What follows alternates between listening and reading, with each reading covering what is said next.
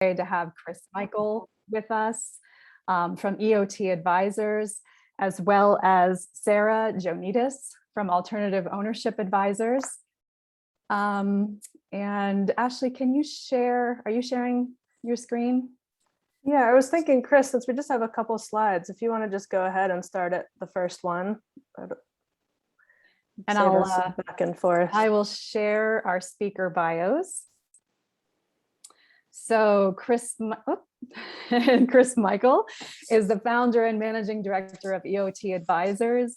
He's responsible for developing the Employee Ownership Trust as a new financial and legal mechanism in the United States, and has published articles introducing the concept in leading peer-reviewed journals, including Tax Notes and Probate and Property. He's also a professor at Rutgers University, where he directs programs of the Institute for the Study of Employee Ownership and Profit Sharing. Sarah Joannides is the managing director of Alternative Ownership Advisors, leading experts in the emerging field of steward ownership. AOA works with mission-driven founders that seek to protect their company's purpose and independence, share economic rewards more broadly with stakeholders, and attract aligned financing and investment. Prior to joining AOA, Sarah spent 12 years at New Seasons Market, most recently as Vice President of Social Responsibility, overseeing community engagement, operational sustainability, B Corp certification, and public policy advocacy. So we're so excited to have you both with us today, and I will turn it over to you.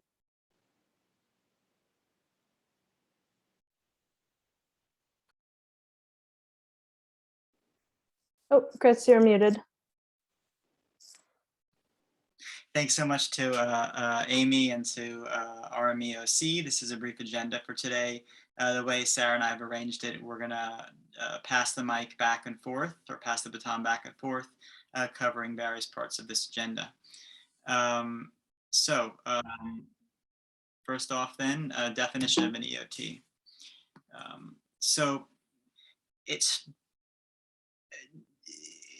I think it would be difficult to start to explain what an employee ownership trust is without first talking just a little bit about John Lewis Partnership and what an outsized impact this particular company has had in kind of creating the mold for what an EOT is for the entire field. So it's the largest and oldest EOT in the world. John Lewis Partnership itself as a business is kind of like Macy's here in the US. It's a really upscale department store. They also have a fancy supermarket chain attached called Waitrose Supermarkets. They transitioned to partial employee ownership trust ownership in the late 1920s and to 100% EOT in 1950. So it makes it one of the large, not just one of the largest and oldest, not just the largest and oldest EOT in the world, but really one of the largest and oldest employee-owned businesses in the world. And you can see there it's 83,000 employees and 14 billion in 2020 revenue. So that matches in size about, it's comparable in size to Public Supermarkets, which is the largest ESOP in the US. Here are some pictures outside the building, and those numbers on the placards, that's from the year-end celebration when they announced the annual profit share, which is a percentage of compensation. So everybody that year gets an 11% bonus or a 17% bonus over on top of their compensation. So now from that point forward, what is an EOT? An EOT is a trust that holds some or all of the shares of a company on behalf of most or all of the employees of the company. And this is, I think, another really important starting point in describing what an EOT is. Just like an ESOP, you have all of the three components of employee ownership, right? You have, on the one hand, you have an EOT company, just like an ESOP, shares the financial rewards that are generated, right? So, you know, we have the saying that workers should get the fruits of their labor. So just like an ESOP, an EOT shares profits with the employees, or gains with the employees, the financial rewards with the employee owners. The second common element of employee ownership is corporate governance. So just like an ESOP, the corporate governance at the end of the line is directed to the best interests of the employee owners. So you have a fiduciary who has an obligation to vote the shares of the company in the best interests of the employee owners. Just like an ESOP, you have flexibility on how you implement that. So just like an ESOP, you can give voting rights to employee owners. You can do that in an EOT as well. But whether or not you use voting rights or fiduciary governance, the corporate governance is directed to the best interests of the employee owners. And the third element, which is again kind of commonly shared for over a century nationally and internationally, as far as defining what makes a business employee owned, is that just like an ESOP, the culture of the company should be a good place to work. Those are the kind of more intangible benefits, that the dignity and respect you have you experience at the workplace, and perhaps the more kind of family environment that an employee ownership business is known to often foster. So what's the difference then with an ESOP? And pardon for the contrast with the ESOP, but of course in the US, the ESOP is the mainstream form of employee ownership. So it's, I think, natural to kind of use the ESOP as a vehicle to help explain what an EOT is. So unlike an ESOP, an EOT does not have individual employee share accounts. So with an ESOP, you have an Excel sheet somewhere which lists how many shares each individual employee owner owns, right? It's not how you do things under the default mode of structuring an EOT. And I say default, and I'll return to that word a little bit later. As a default, the EOT holds all of the shares of the company, or some number of shares of the company, on behalf of all of the employee owners as a group. And so the differences between an EOT and an ESOP really flow from that primary difference. So an employee ownership trust is not a retirement plan, right? Folks who know about ESOPs know that the ESOP is first and foremost a retirement plan, federally regulated retirement plan. An employee ownership trust does not have the tax shield properties that an ESOP has. There are tax differences between an ESOP and an EOT, but it's important to know that the EOT does not have those tax shield properties of an ESOP. Because it's not a retirement plan, because it doesn't offer this tax shield difference, an EOT is also not regulated by the Department of Labor under ERISA. An EOT is held to the standards of state trust law. Also, again, because that common point of distinction, because by default, the EOT is not holding shares, different numbers of shares for each employee owner, and by default, there's no idea that you're going to be bought out of the shares that you as an individual hold.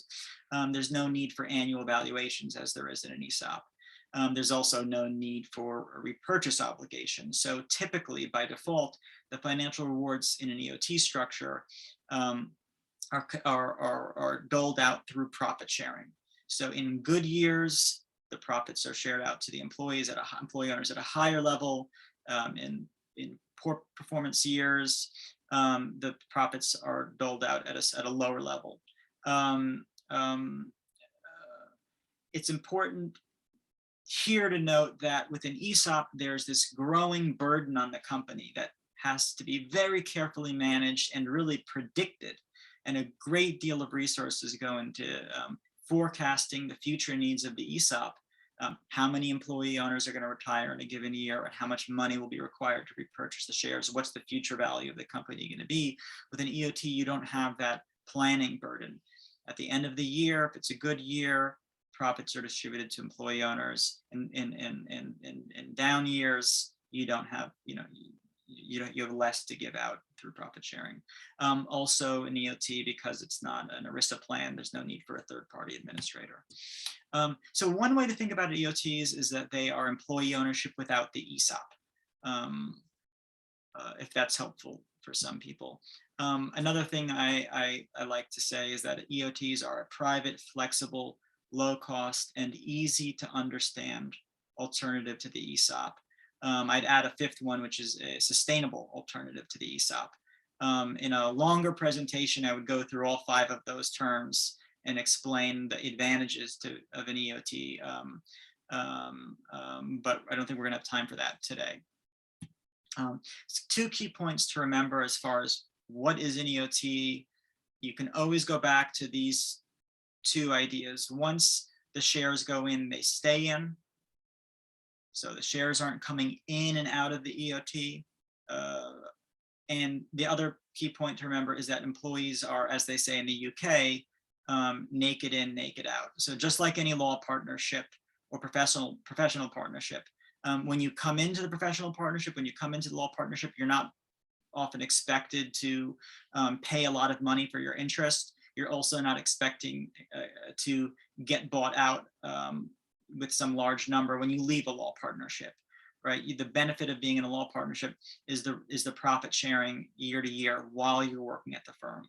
So with an EOT, similarly, the benefit is the profit sharing while you're there. I would add that in an EOT, you wouldn't buy into your shares at all. You would just receive that as a benefit of working at the company, just like an ESOP.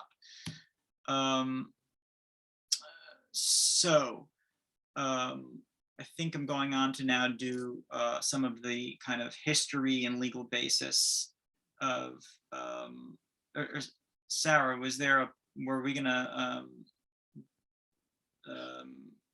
No, you're still going, Chris. You're good. I'm gonna go, okay. Yeah.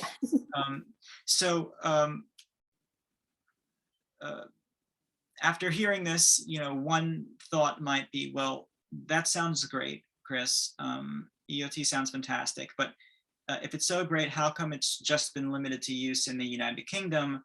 And how come we haven't really heard about it here in the United States? How come it's not a common form of employee ownership in the US? Or somebody might say, what is EOT? It's like looks like a Greek fraternity or something like that. So here's a little timeline I put together about on the EOT's use in the United States. So for one, we've had EOTs in the distant US past. So you go back to 1897, you find a court case in Washington State involving the use of an EOT. In 1926, in the late 20s, the most famous employee-owned business in the United States was used in EOT structure on the advice of a University of Chicago economics professor who later went on to become a U.S. senator from Illinois, as it happens. And it's interesting, I haven't been able to draw a direct connection. I am curious to find out if perhaps John Lewis Partnership actually gained inspiration from the U.S. EOT model at Columbia Conserve Company. So there is a history of use of the EOT in the United States. So what happened? How come the ESOP became the main form of employee ownership in the United States? And I think that the simple, straightforward answer is the picture of the man in the bow tie in the lower part of the screen. Louis Kelso was kind of like a nuclear power plant in a human body. He developed what was called the Kelso Plan, leveraging law that was already on the federal tax law that was already on the books from the 20s, and was doing Kelso plans for 20 years and publishing books. And then later, him and his second wife together as a team proselytized the Kelso Plan model all around the country. And for one reason or another, that Kelso Plan concept wound up in federal law when ERISA was passed in 73, 74. And it was renamed the Employee Stock Ownership Plan. From that point forward, you had federal law supporting the ESOP, clearly differentiating it from other models. And you had people, like John Menke, who was actually a senior tax associate with Lou Kelso, who opened up the first ESOP shop in 1974, was sort of the boots on the ground, converting dozens of companies, every year, and ultimately hundreds of companies every year. A whole cohort, a whole generation of legal financial professionals grew up around the ESOP, a really wonderful practitioner community. In 1978, you had the launch of the NCEO, and from that point forward, it was kind of like rest was history, right? I mean, you had this great model I'm a big fan of the ESOP. I've written a 300+ page PhD dissertation on arguing why ESOPs are amazing. It's a fantastic device. You had federal law supporting it. You had a cohort of practitioners that could make a living implementing ESOPs. And so the rest is history. Now that brings us to today. So in 2015, I was a kind of, still am kind of a new kid on the block. And as much admiration as I have for ESOPs, I also was aware of the kind of, you can be an advocate for something and really, but at the same time, have a critique of it. And so, just being the new kid on the block, I was aware of how amazing ESOPs were, but I was also aware of the critiques that were widely shared and widely understood, or the limitations of the ESOP model. And so I started to invent what I thought I was doing out of whole cloth, the EOT model. After publishing an article or two on the concept, I realized I didn't just invent it out of my own head. It was actually the mainstream model for employee ownership in the UK. It had also existed in distant US history. And so after publishing those articles in Tax Notes and Probate and Property, I then went on to launch EOT Advisors in 2017. I should say that in that research, and this gets to the kind of legal basis of an EOTs, in that published research, I showed that EOT is not subject to ERISA. I showed that existing US trust law works. So a lot of people are going to probably want to ask, like, oh, can we do this in Colorado, or can we do this in our state? You can do an EOT in any state. It's very common to forum shop and to look for a different state, or I should say to look for a state where you prefer the trust law, keep the corporation domiciled locally. I'd say if there was a minor contribution on my part, it was that I identified a new type of trust that had become available in the United States since 2004 called a non-charitable purpose trust. And a purpose trust allows you to decide whether or not you want to include employees as legal beneficiaries, or if you prefer to minimize litigation risk by developing your own customized enforcement mechanism and not leaving the company open to the kinds of, often ESOPs are now the target of kind of spurious lawsuits, and that's not a fun part of the ESOP world, and EOTs, you can minimize litigation risk. So now we're at a place where, I think I did my first quasi EOT in summer 2015. I'd say the first kind of official EOT in February 2016. There are now about 15 EOTs in the country. I think by January 1, there'll be about 20, and we've worked with every company in the contemporary period that has gone to the EOT model. So I think with that, I'm going to pass it over to Sarah. Thanks, Chris. Before I get started, just wanted to also, as Chris did, thank Amy and Ashley for and the rest of the folks at RMEOC for inviting me to partner today with Chris. I always enjoy partnering with Chris, and EOTs are something I'm very passionate about. So happy to be here.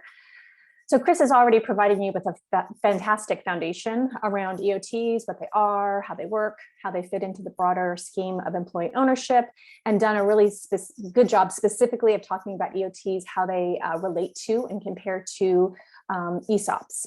I'm going to do a little bit more deep diving and granular digging into EOTs, ESOPs, and cooperatives. So some of the information on EOTs will be repetitive, but hopefully this side-by-side comparison will really give you a good ability to kind of see how they differ and what they share in common. Okay, so I'm going to just compare each of these forms against a common set of attributes. So first of all, as Chris mentioned, employee stock ownership plans are the most common form of employee ownership in the US. And they're regulated, as he said, under ERISA, which is the Employee Retirement Income Security Act of 1974. It's a federal law that sets standards for retirement plans that provides protections for all the individuals within those plans.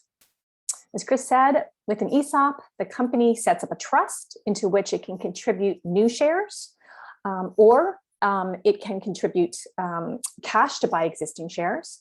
You can also do a leveraged deal where the trust borrows money to buy new shares or existing shares, and then the company makes cash contributions into the trust to repay the loan.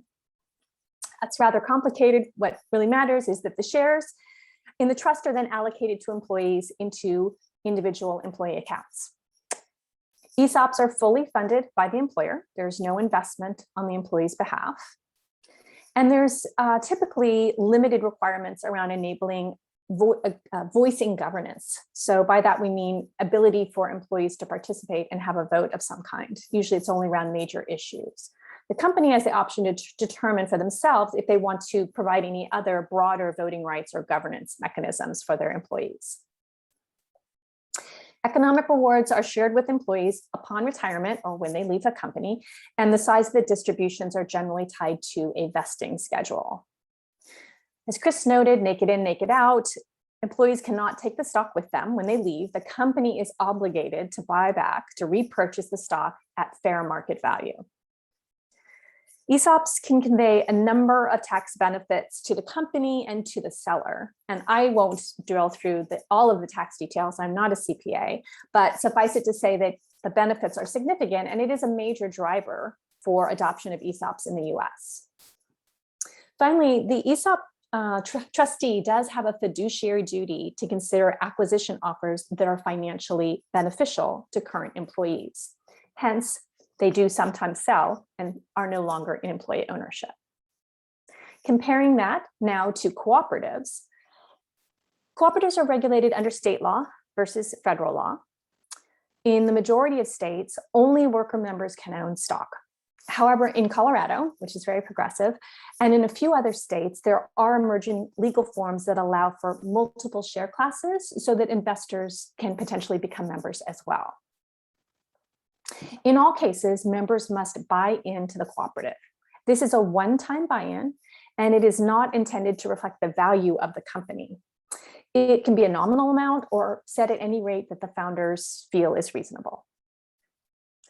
Traditionally, employee voice in governance is thought of as one member, one vote. However, there is flexibility in design. For example, again in Colorado, if you were to choose a separate share class for investors, you could have the option to determine if those shares would include voting rights or if voting rights would only be held by employees.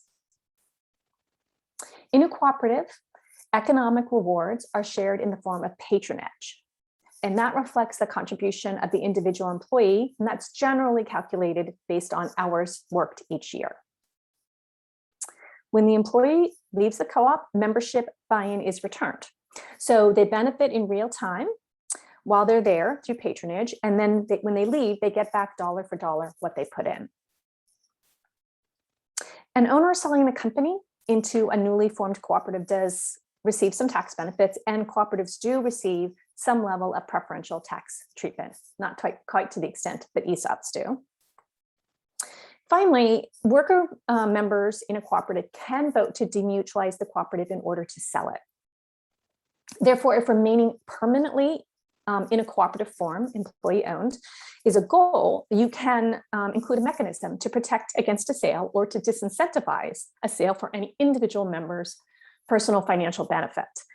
For example, cooperatives, sub-cooperatives have used a poison pill clause, which stipulates that if the cooperative is sold, any proceeds will be donated to charity. Now let's return to the employee ownership trust, which Chris did such a good idea of describing, or good job of describing, excuse me. So EOTs are regulated by state law, so similar to cooperative, not federal law. The trust in this case holds the common stock of the company.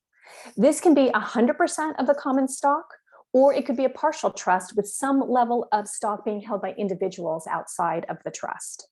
This holds true for ESOPs as well, but differs from cooperatives, which are all or nothing.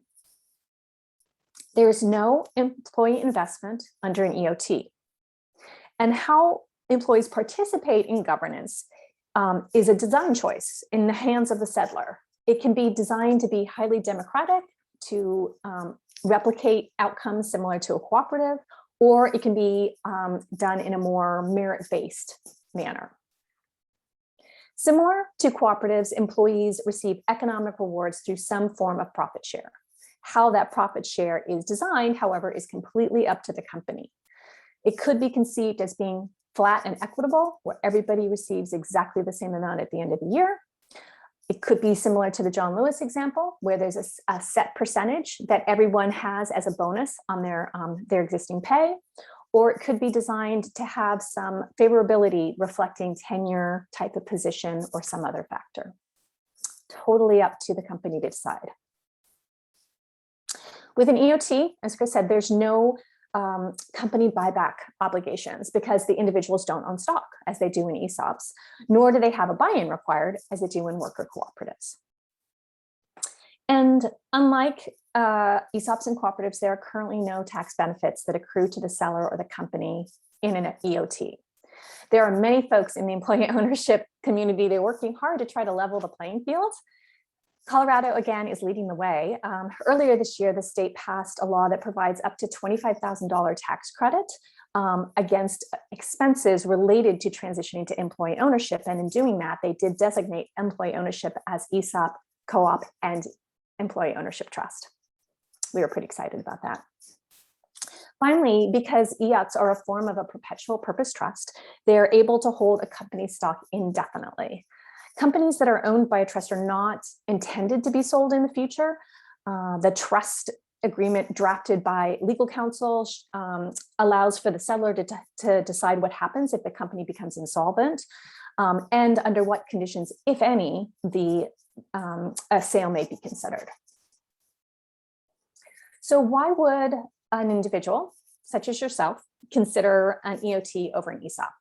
Again, Chris covered a lot of this, so I'll go through this quickly, but perhaps it's because they want to bring employees into ownership without having to create and administer a federally regulated program. As he said, and which I would underscore, EOTs are significantly less expensive and less complex to set up and administer versus an ESOP.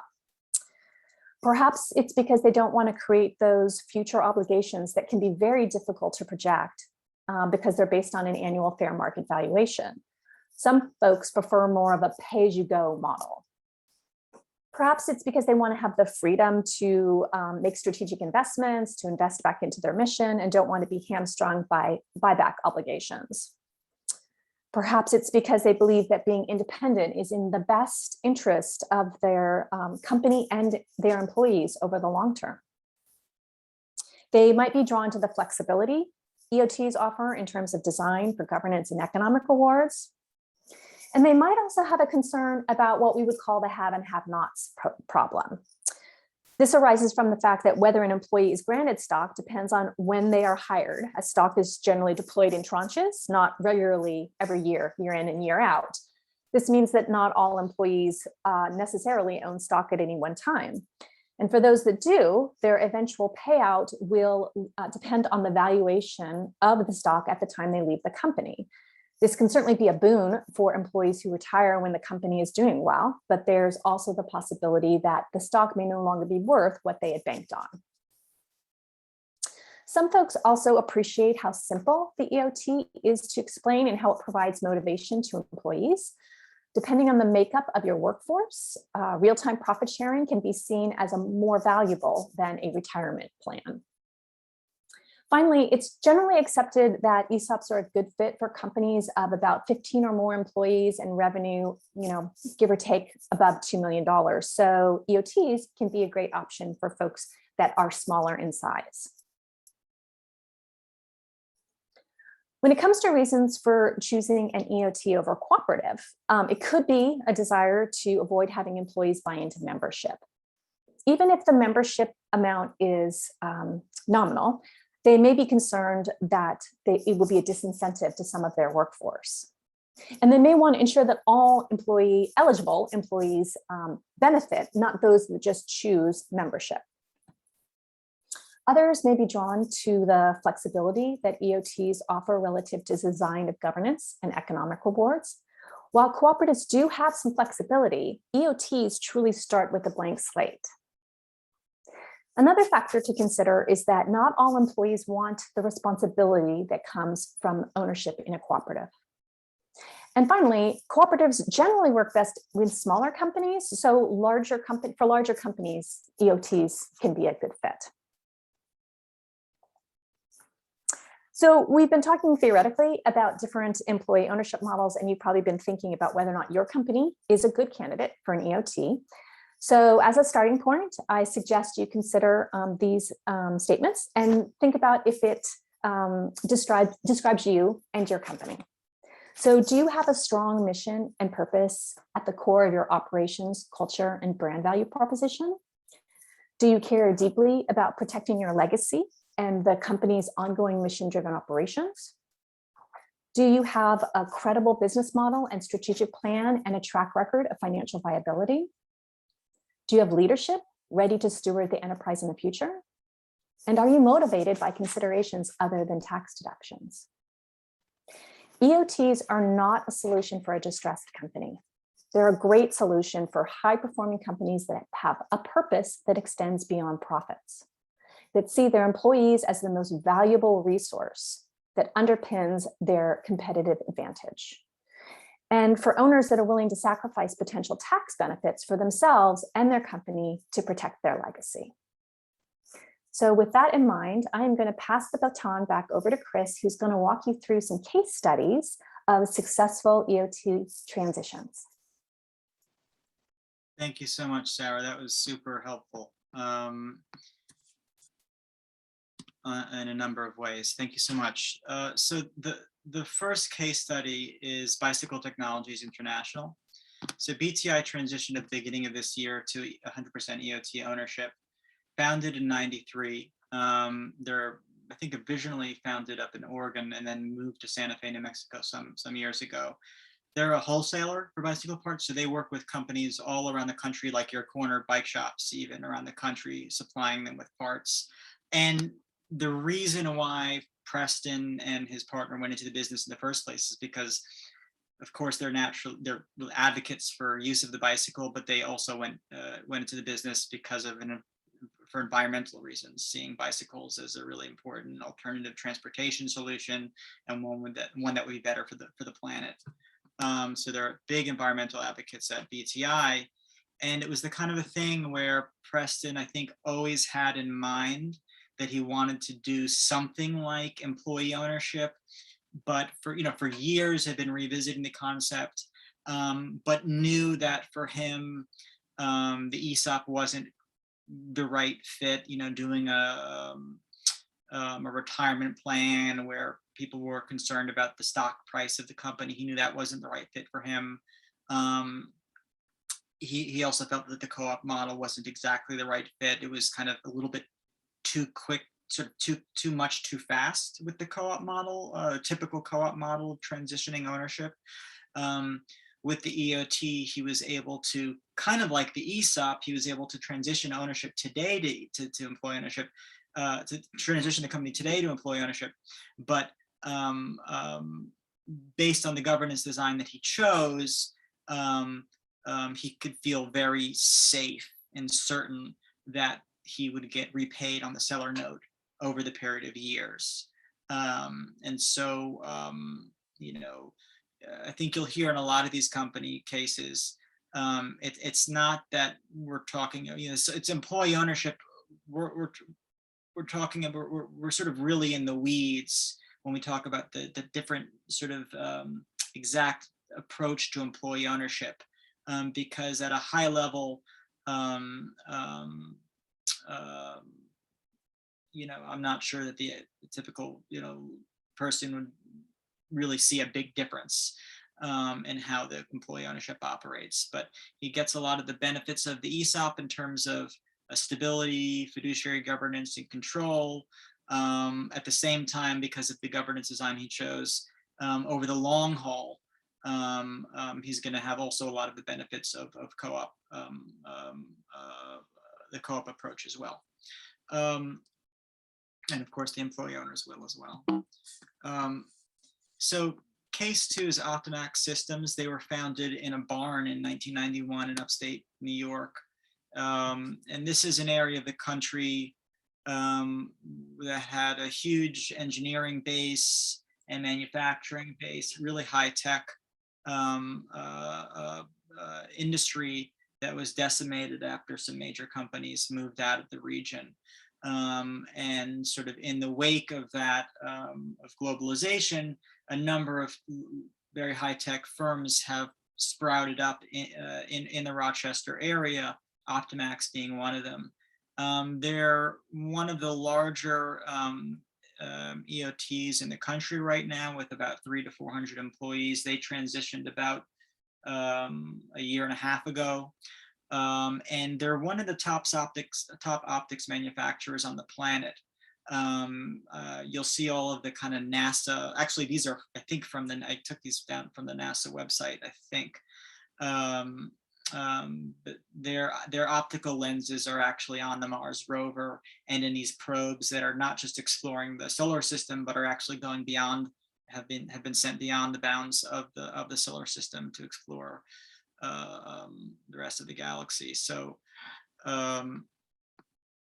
pretty cool company. They had a lot of interesting design choices in their company.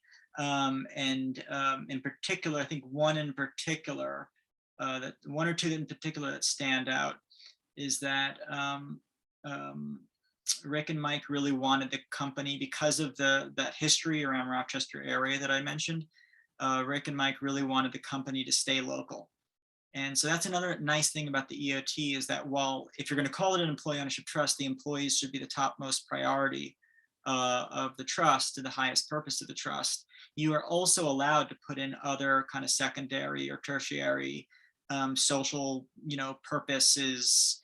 So for them, they wanted the company to stay local. So it's a requirement under the trust that unless it's absolutely necessary for the well-being of the employee owners themselves, the company does have to stay in upstate New York. And I think that that's really desirable for a lot of company owners, to see their legacy stay in the community.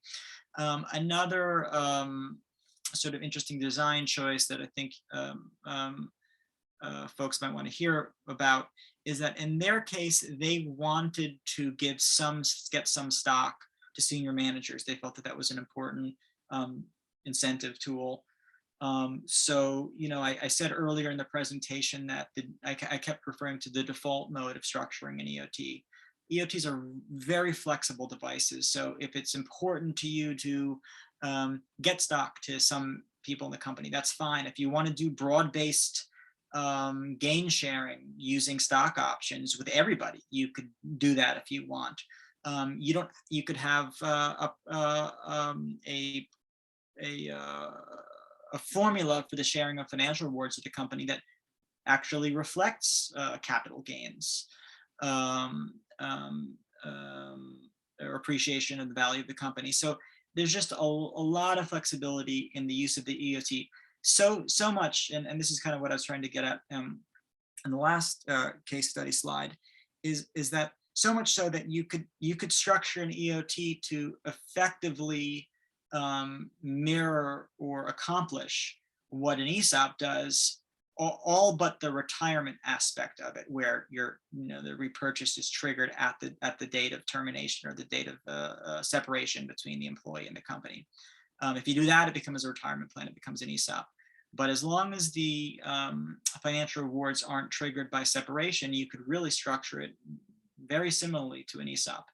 And on the flip side, and Sarah, spoke to this as well, I would say I would argue that you can structure an EOT. You could structure a worker cooperative using an EOT. So nothing says that a worker cooperative is to be structured using a worker cooperative corporation statute or worker cooperative statute. Most, I think, worker cooperatives in the country, or at least maybe I'm speaking from New York City area perspective, I'd say last statistic I saw was that a plurality of worker cooperatives are structured using a limited liability company and LLC structures. There's no actual need to use a particular entity type for a worker cooperative. And so on that principle, you could actually structure a worker cooperative using an EOT. So, I just wanted to sort of emphasize there that when we are describing what an EOT is, we're often speaking to the default approach to an EOT, but there's actually quite a lot of flexibility. And then the last case study slide is Padas and Associates. So Melinda Padas founded Padas and Associates in '04. Now it's a pretty amazing company. It took me a while to really wrap my head around what a genius Melinda is. So she had a health care background, and she was actually health commissioner for the city of San Francisco for some number of years, and was very involved as an activist, if I recall correctly, around the HIV/AIDS epidemic. And she came to see a growing problem in the healthcare system where patients often didn't have the ability to communicate with their healthcare providers, especially if they spoke a sort of maybe a dialect that's not commonly spoken in the region. So, you know, one example she mentions, if you're in Indiana and somebody speaks a Hmong dialect of Vietnamese, is there anybody at that hospital to translate for them to the healthcare provider? So what she did is, like a true social entrepreneur, she created a massive nonprofit membership organization that included hospitals all around the country that were set up to share their translation resources on site. So that person in Indiana can connect to somebody in San Francisco Bay Area who does speak, who is on site at a hospital who does speak Hmong dialect. Then, as a hybrid social enterprise, she created a for-profit technology services provider entity, and that's what Padas and Associates is. And keep in mind, they were doing this before the smartphone. They created video, audio link-ups between hospitals around the country, and were that service provider for the technology. This is now going back 2 years ago. Padas and Associates transitioned to 100% employee ownership trust, so you'll see as well that they're really at the other end of the spectrum in terms of the company size. So the hospital, again, is the hospital nonprofit membership association involving hospitals around the country. That's a separate entity, but which involves a lot of people, of course. But the for-profit enterprise that she transitioned to the EOT, that's just about a dozen employee owners, high skill set, and still felt like a good fit, even though it was a smaller company. Okay. So I'm going to turn it back over to Sarah for some additional considerations. Thanks, Chris. I have to say, this is always my favorite part when we do case studies. It's just fascinating to me to hear, and I am so excited about the fact that as time goes on, we're going to have more and more of these cases that really bring to life how flexible and how just responsive these forms can be to the needs of different clients. So what I'm going to do at this point is, now that you've had an opportunity to hear about these 3 specific examples and seen how they vary in size and how they encompass different industries, talk about the fact that before any of these transitions can take place, a company has to undergo a process to design their governance structure. And at Alternative Ownership Advisors, sort of our philosophy is that we think that the optimal ownership and governance design should align with your mission, your vision, your values, and your culture, and your leadership philosophy. And it should support and enhance your strategic plan, your business model, and your financial position. So governance is the system of rules, practices, and processes by which a company is directed and controlled. For many of the companies that we work with to transition to trust ownership, the founders and owners are usually active members of the management team and potentially a board of directors. Moving to a trust-owned versus a founder-owned company requires rethinking who will be the best leaders of the organization going forward, since governance will no longer be tied directly to ownership. Our general advice to our clients is not to radically change their leadership or governance practices when they transition to trust ownership, as some degree of continuity and historical knowledge is usually important to maintain performance. There will likely be some changes necessary to implement trust ownership, but the first order of business from our perspective is to map, to define and assess the current corporate governance structure and culture. So we typically ask our clients, do you already have a board of directors? Who currently has a voice in governance? Are employees represented in some way? And how are decisions made? Is the company mostly leader-led, or is there a culture of participation and consensus? Then we work with founders and their teams to envision and co-create the ideal future governance structure. So this requires them to think about who is best suited to serve in the trust governance roles.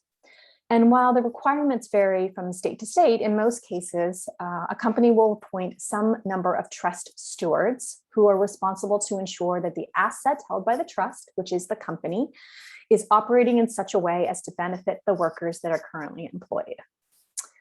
And as Chris explained earlier, an EOT is a form of a non-charitable purpose trust that generally has no direct beneficiaries.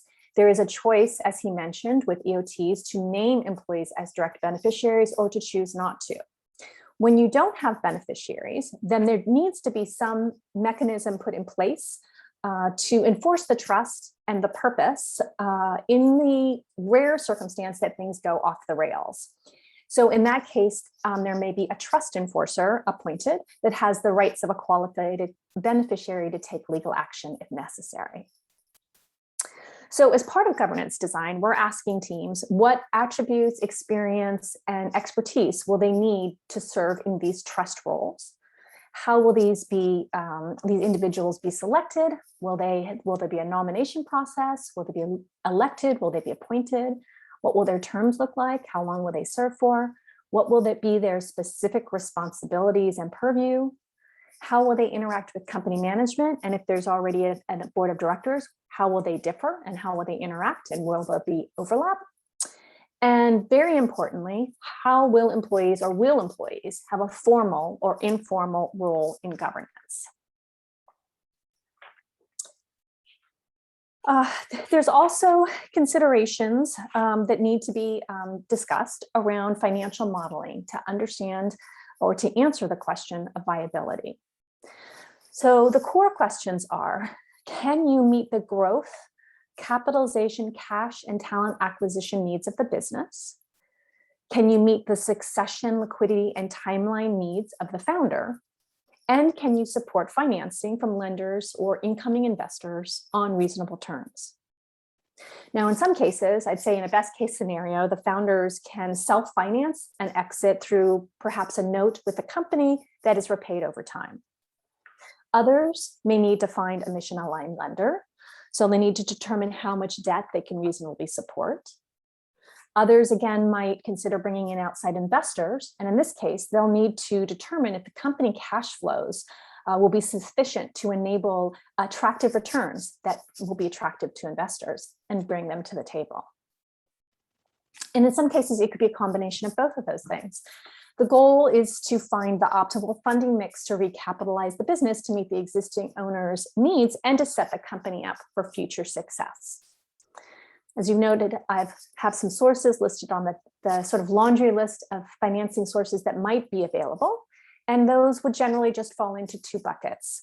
On the debt side, debt has the advantage of being relatively fast and efficient method to obtain capital. It offers very predictable obligations. You know what you owe and when you own it. Typically, debt is collateralized against assets of some kind. It could be property or equipment or inventory or even company cash flow. And there is the benefit of the interest being tax deductible. With equity, there's a number of ways that investments can be structured, the returns can be structured.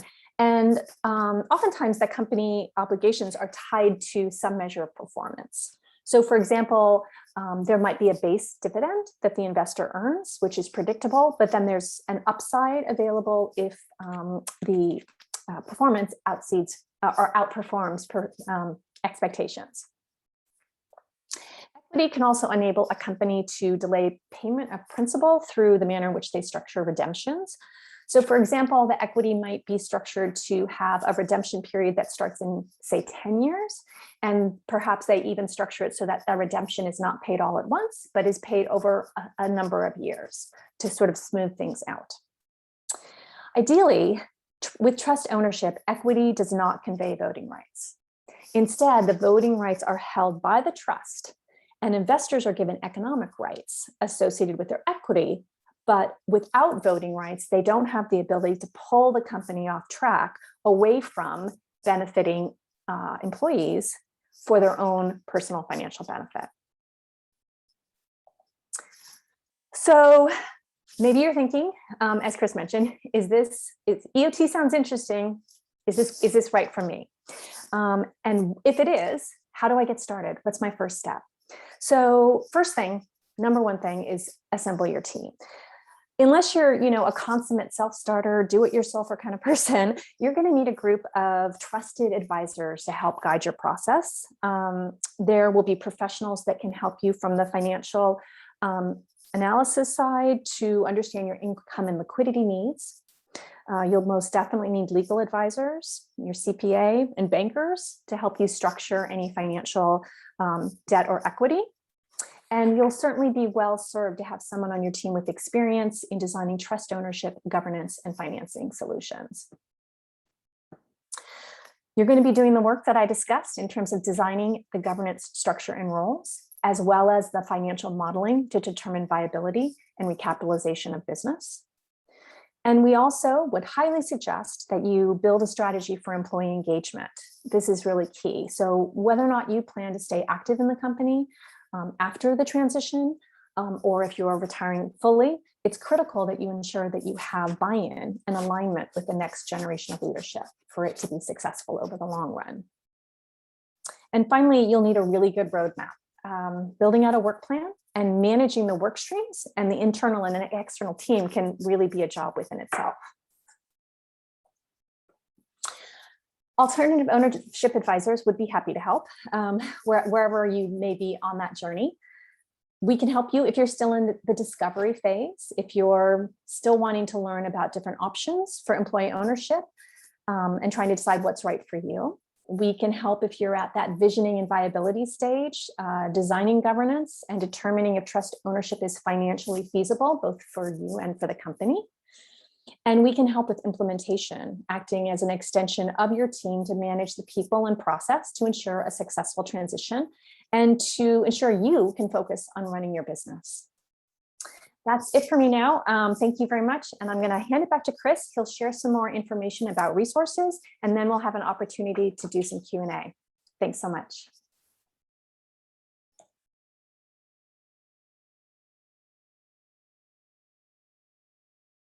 Fantastic. Thank you so much, Sarah. That was great. And I see we're starting to get some questions in the chat. Just another slide or two, and then we'll do some Q&A. So just to wrap up, so EOT Advisors, it's the first, as I mentioned, first advisory services investment banking firm in the country dedicated exclusively to assisting business owners sell to an EOT. We work in all 50 states. We have an affiliate law firm, EOT Law, and we provide a one-stop shop for EOTs. So we help structure the transaction. We help design the employee ownership program. We help with legal documentation. We help point you in the right direction on ownership culture. We help do financing if needed, if it's external financing, and then also do valuation as well. So we go A to Z, soup to nuts to get you to an EOT structure. And as mentioned before, we've to date worked with every company in the country in the contemporary period that's used the EOT structure. Easy enough to get in contact with me for a free consultation anytime. That's our 1-800 number. That's my email address, and that's the website for EOT Advisors. You can also see EOT Law's website at eotlaw.com. So we have just another page with some other resources you can go to. Of course, you can go to the AOA's website, our website, RMEOC's website. NCO is a fantastic resource, and they've just now added EOT content to the website. It's a really exciting time for EOTs. 5 years ago, 3 years even, you were only offered 2 alternatives for employee ownership in the United States. It was the ESOP or the worker cooperative, or some kind of custom strategy. And it's really just in 2021, maybe 2020, really 2021, we're now being offered, folks are being offered 3 options. So it's a very exciting time. Okay, that's it. Sarah, thanks so much. And again, Amy and Ashley, thanks so much for organizing this. And I know Sarah and I are looking forward to taking questions. Thank you both so much. This has been very helpful, shedding light on this ownership form.